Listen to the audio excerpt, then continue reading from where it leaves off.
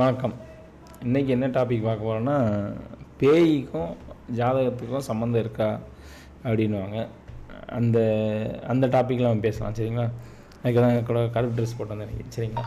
பேய்க்கும் ஜாதகத்துக்கும் சம்மந்தம் இருக்கா சொல்கிறாங்க இல்லையா? இந்த நட்சத்திரத்தில் பிறந்தவங்கலாம் பேய் பிடிக்கும், இந்த நட்சத்திரத்தில் பிறந்தவங்களுக்கு பேய் ரொம்ப பிடிக்கும், இவங்களுக்கு பேய் பிடிக்கும், பேய்க்கு இவங்களை பிடிக்கும் அப்படி இப்படின்னு சும்மா ஒரு அதாவது மக்கள் வந்து என்னென்னா இந்த மாதிரி சின்ன சின்ன சிம்பிள் அதாவது ஒரு விஷயத்தை பற்றி ரொம்ப ஃபுல்லாக யாராலையும் முடியாது. எல்லா ஃபீல்டுலேயும் இருக்கிற க்ரக்ஸ் மட்டும் நம்ம தெரிஞ்சு வச்சுக்கிறோம். அப்படி தானே? அது மாதிரி ஜாதகத்தில் வந்து பேய் அப்படின்னு எடுத்துகிட்டா மிருக சீரிசன் நட்சத்திரம் ரொம்ப பிடிக்கும் அப்படின்னு ஒரு பரவலாக ஒன்று இருக்குது. அதான் சினிமா வரும். சினிமா மிருக சீரிச நட்சத்திரமா? நட்சத்திரம் ஒருத்தர் தான் இருக்கும். அந்த நட்சத்திரம் ரொம்ப கொடுத்து வச்சோப்பா. ஆமா, பேய்களுக்கு ரொம்ப பிடிச்ச நட்சத்திரப்பா. பண்ணுறது ஒன்றும் இல்லைங்க, ஒரு மிகைப்படுத்தப்பட்ட விஷயம். ஒரு விஷயத்தை என்ன லைவ் இல்லை இதில் நடந்துட்டு இருக்குது உலகத்தில், அதை அப்படியே மிகைப்படுத்தி பேசக்கூடிய இடம் தான் சினிமா. அது மாதிரி மிருக சீரிச நட்சத்திரங்களும் பேய் ரொம்ப பிடிக்கணும்னு அப்படி கொண்டு போயிருப்பாங்க. அது மாதிரி நிறையா சொல்லுவாங்க. மிருக சீரிச நட்சத்திரம், சுவாதி நட்சத்திரம், அதுக்கப்புறம் ரோகிணி, இந்த மாதிரி ஒரு 4-5 நட்சத்திரம் சொல்லுவாங்க. சரிங்களா? என்ன நட்சத்திரம்னா சுற்றி பார்த்தா இந்த ராகு கேதுக்களோட நட்சத்திரம் சொல்லுவாங்க. திருவாதிரை, ஆனால் ஆக்சுவலாக திருவாதிரை வந்து சிவனோட நட்சத்திரம் வேறு சொல்கிறாங்க. சரிங்களா? அதனால் முதல்ல இந்த பேயின்றது என்ன, பேயின்றது ஒன்று இருக்கா இல்லை அது வந்து அதுக்கும் ஜாதகத்துக்கும் சம்மந்தம் இருக்கான்னு பார்த்தோம் அப்படின்னா அதை பற்றி நம்ம பார்ப்போம். சரிங்களா? இந்த மாதிரி அடுத்து மித்தை உடச்சிடலாம். இந்த மிருக சீரிச நட்சத்திரக்காரங்களுக்கு பேய் ரொம்ப பிடிக்கிறதெல்லாம் கிடையவே கிடையாது. அதெல்லாம் சும்மா கதை. அது பேர் இந்த மிருக சீரிடம் அப்படின்னு இருக்குது இல்லையா? அதனால் அப்படி வச்சுட்டாங்கன்னு நினைக்கிறேன். அப்படிலாம் ஒன்றும் கிடையாது. மனப்பிறழ்ச்சி தான் அந்த பேய் அப்படின்றத நம்ம சொல்ல வரோம். ஒரு மனசு ஸ்ட்ராங்காக இருக்கும்போது நம்ம என்ன பண்ண போகிறோம் சொல்லுங்கள்? மனசு ரொம்ப ஸ்ட்ராங்காக இருந்தால் நம்ம பேயின்றதை பற்றி கண்டுக்க போகிறது இல்லை இல்லையா?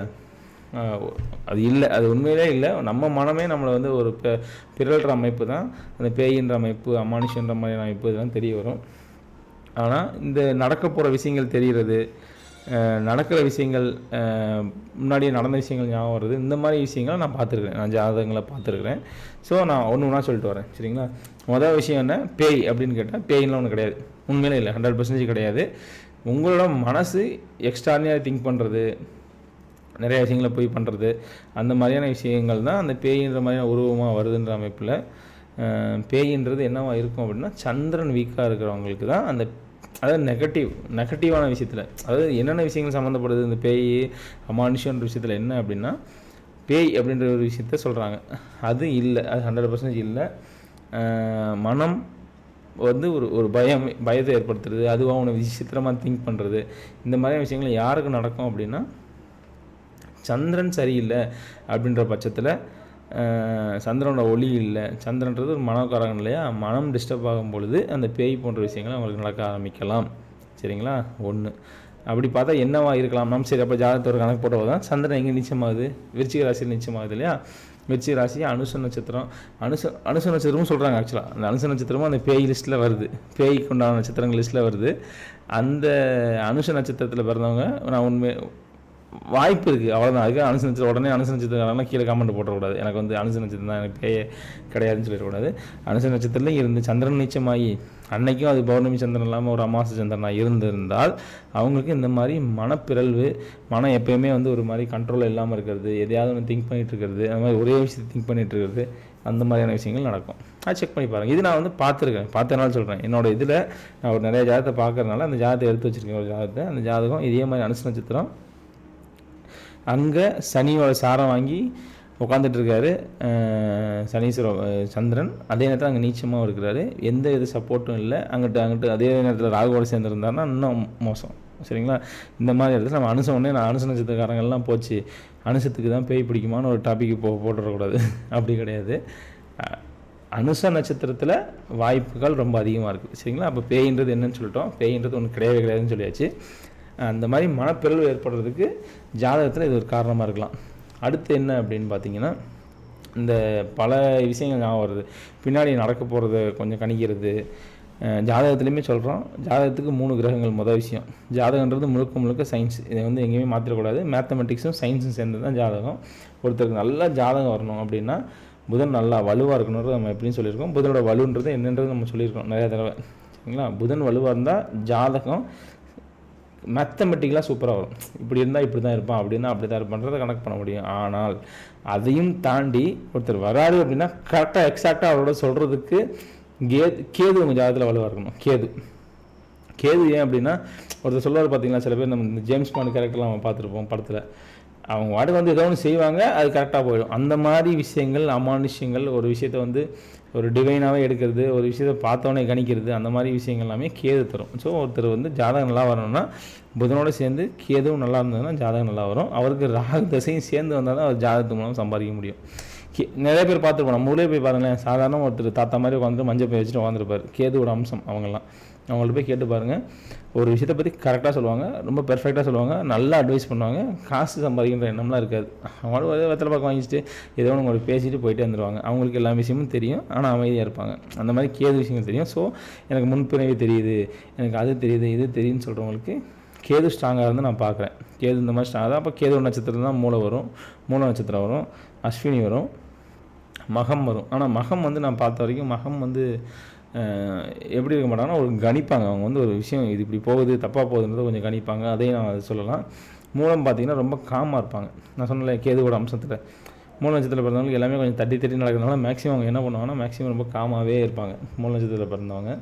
ஸோ அதனால் இதெல்லாம் இந்த விஷயத்தில் சரி வருது. ஸோ அப்போ பேயின்றதுக்கு உடனே அனுச நட்சத்திரம்னு நினச்சிக்காதீங்க. அனுசம் அந்த மாதிரி சந்திரன் ரொம்ப நீச்சமாகி சந்திரனுக்கு ஒளி இல்லாமல் அதுவே ராகு கேதுக்களோடு சேர்ந்து அதுவே சனியோடு சேர்ந்து இந்த மாதிரியான அமைப்பில் இருக்கும் பொழுது ஒரு ஜாதகம் வந்தது, பேய் பிடிச்சிருக்குன்னு சொல்லிட்டு.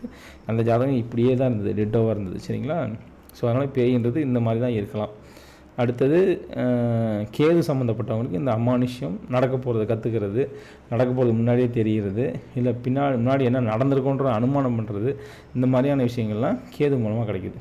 சரிங்களா? அடுத்து இந்த சைக்கோ த்ரில்லர் இந்த மாதிரி வித்தியாசமாக பண்ணுறாங்களா, ஒருத்தர் வந்து ஒரு ரத்தம் தெறிக்க வெட்டுறது, குத்துறது, அந்த மாதிரி அந்த ரத்தத்தை பார்த்து பயப்படாமல் இருக்கிறது, அது மூலமாக சந்தோஷப்படுறது மாதிரி விஷயங்களை தர்றது என்னென்னா செவ்வாய். சரிங்களா?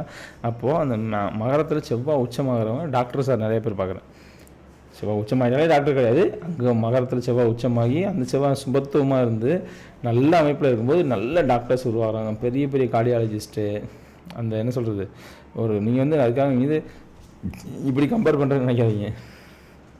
2 பேருக்கு ரத்தத்தை பார்த்தா பயம் இருக்காது, டாக்டருக்கும் பயம் இருக்காது, ரவுடிக்கும் பயம் இருக்காது. சரிங்களா? டாக்டர் ரத்தத்தை வெட்டும்போது ரத்தத்தை பார்த்து மயங்கி விழுந்தாருன்னா அவர் ஆப்ரேஷன் பண்ண முடியாது இல்லையா? அது மாதிரி ரவுடியும் வெட்டும்போது ஐயோ அவனுக்கு ரத்தம் வருதுன்னு நினச்சிட்டான்னா அவன் வெட்டிட்டும் போக மாட்டான். ஸோ 2 பேருக்குமே செவ்வாயோட படிநிலை, செவ்வாய் நல்லா இருக்கா, சூப்பராக இருக்கா, சந்திரனோட ஒளி வாங்கி செவ்வாய் நல்லவர் ஆகிட்டாரா டாக்டராக இருப்பாங்க. அதே செவ்வாய் ஒரு மாதிரி ராகுவோடு சேர்ந்து சனியோடு சேர்ந்து ரொம்ப ஒரு மாதிரி கெட்டு போய் அவரே எந்த அசால்ட்டாக செய்யக்கூடிய எந்த ரவுடி ஜாதகத்தை எடுத்து பாருங்கள். பெரிய ஜாதியில் நான் அதுதான் தேடிக்கிட்டு இருக்கேன். நான் வந்து நிறைய பேர்ட்ட போய் கேட்பேன், யாராவது நான் பார்க்குறேன் ஒரு வித்தியாசமான ஒரு மென்டாலிட்டி ஒரு பர்சனாலிட்டிஸாக இருக்கிறாங்க அப்படின்னு நினச்சா அவங்களோட ஜாதகத்தை நானே கேட்டு வாங்கி அதை எடுத்து போட்டு நோட் பண்ணி அதை ரெடி பண்ணி வைப்பேன். இப்படி தான் இருக்கணும் ஜாதகம்னு சொல்லிட்டு. அதுக்கப்புறம் அதை வச்சு ஒரு ஸ்டடி பர்பஸ்க்காக தான். சரிங்களா? எடுத்து வச்சு பார்க்கறதுல நான் பார்த்த வரைக்கும் இந்த முரட்டத்தனமாக இருக்கிற ஜாதகத்தெல்லாம் பார்த்தீங்கன்னா செவ்வாய் உச்சமாக இருக்குது. அதே நேரத்தில் செவ்வாய் உச்சமாக இருந்தால் மட்டும் கிடையாது, உச்சமாக இருந்து அதே நேரத்தில் சனி ராகு இந்த மாதிரியெல்லாம் பாதிக்கப்படுது. சரிங்களா? அப்போது ஒரு 3 கேட்டகரி பார்த்துட்டோம். ஏன்னா இப்போ வந்து டிமாண்டி காலையில் ஒரு படம் வந்துச்சு இல்லையா, அதுலேருந்து அந்த கண்டென்ட் எடுத்தேன், வேறு ஒன்றும் இல்லை. ஸோ பேய் அப்படின்ற அமைப்பு இப்படி தான் இருக்குது. உடனே மிருகசீரிஸில் பிறந்தவங்க, அனுச நட்சத்திரத்தில் பிறந்தவங்க இவங்கெல்லாம் பேயாக வந்துடுவாங்க, பேய் பிடிக்கும், பேய் கூடயே வரும் அப்படின்ல மைண்டு வீக்காக இருக்கும். யாருக்கெல்லாம் மைண்டு வீக்காக இருக்கும், இவங்க மட்டும் இல்லை, யாருக்கெல்லாம் ரொம்ப மைண்டு வீக்காக இருக்கோ அவங்களுக்கெல்லாம் இந்த பேய் அந்த மாதிரி அமாவசியமாக திங்க் பண்ண ஆரம்பிச்சுவாங்க. சரிங்களா? சாமி வந்து ஆடுறாங்க இல்லையா கோயிலெலாம் பார்த்தீங்கன்னா, அதை பற்றி அவர் டக்குன்னு திங்க் பண்ணி டவால்னு சாமி வந்துருச்சு எனக்குன்னு சொல்லிட்டு ஆட ஆரம்பிச்சிடுவாங்க. அதெல்லாம் மென்டலி சந்திரன் சம்மந்தப்பட்ட விஷயம் தான். அதனால் பேயின்னு ஒன்று கிடையாது. யாரெல்லாம் அந்த பேய் அந்த மாதிரி விஷயங்கள்லாம் பற்றி பேசுகிறாங்களோ அவங்களாம் சந்திரன் வீக்காக இருக்கிறத பார்க்குறோம். சைக்கோ கிளஸுக்கு நான் சொல்லிட்டேன் எப்படி இருக்காங்க அப்படின்னு சொல்லிட்டு. செவ்வாய் மாதம் எடுத்துக்காது அதை கூட போடலாம், அது மாதம் பர்சனல் விஷயங்களால் அதை போட முடியலனால. சரிங்களா? நான் பார்க்குறேன் ரவுடிஸ் ஜாதகம் நம்மள்கிட்ட வருது. ரவுடிஸ் இந்த சென்ஸ் அவங்களுக்கு வந்து வேறு வழி இல்லை, ஏதோ ஒரு தொழில் பண்ணி பிழைக்கணும் இல்லையா, அந்த மாதிரி தொழில் பண்ணி பிழைக்கிற இடத்துல அவங்களோட ஜாதகங்கள்லாம் இப்படி தான் இருக்குது. செவ்வாய் வித்தியாசமாக சம்மந்தப்பட்டு அந்த மாதிரியான அமைப்பில் அவங்களுக்கு எடுக்கிறாங்க. அந்த இடத்துல ராகு சனி எல்லாம் சேர்ந்துருந்து லக்னாதிபதி வளர்த்துருக்கணும், அப்போ தான் ரவுடி அங்கே இருக்க முடியும். இல்லாட்டி போலீஸ் இல்லைங்க அடி வாங்கிட்டு இருப்பார். சரிங்களா? லக்னாதிபதி வலுக்காமல் செவ்வாய் அந்த மாதிரி வளர்த்துருந்ததுன்னா போலீஸ் தூக்கி போட்டு சில பேர் மிதிப்பாங்க பார்த்தீங்களா, அந்த மாதிரி கேரக்டரில் அந்த கேரக்டரில் வருவாங்க. லக்னாதிபதியும் வலுத்திருந்தாருன்னா அவர் ரவுடின்ற ஒரு தொழில் பண்ணிட்டுருப்பார் கொஞ்ச நாளைக்கு. சரிங்களா, அந்த மாதிரி ஜாதகம் 2 3 ஜாதகம் இருக்குது. வேறு என்ன மாதிரியான வேணும் உங்களுக்கு கமெண்ட்லன்னு சொல்லி போடுங்க. வேறு என்னென்ன மாதிரி ஜாதகங்கள் வேணும் அப்படின்னு சொன்னீங்கன்னா தேடி நம்ம போடலாம். நிறைய பேர் ஜாதகம் இருக்குது, ஆனால் பேர் போட முடியாது. ஜாதகம் கொஞ்சம் அனலைஸ் பண்ணிட்டு நம்ம சொல்லலாம். சரிங்களா, ஸோ அந்த அமானுஷம் அந்த மாதிரியான விஷயங்களுக்கு வந்து இந்த ஜாதகத்தை கொஞ்சம் இதுதான் வந்து நம்மளோட அனலைஸ். சரிங்களா, அதுக்கப்புறம் கேதுவை பற்றி சொல்லியாச்சு. ராகு எப்படின்னா கொஞ்சம் கூட தன்னோட இதுக்காக பண்ணுறாங்க, சுயநலத்துக்காக பண்ணுறாங்க. ராகு எப்படியா பண்ணுறாங்கன்னா ஒரு சுயநலமான கிரகம்.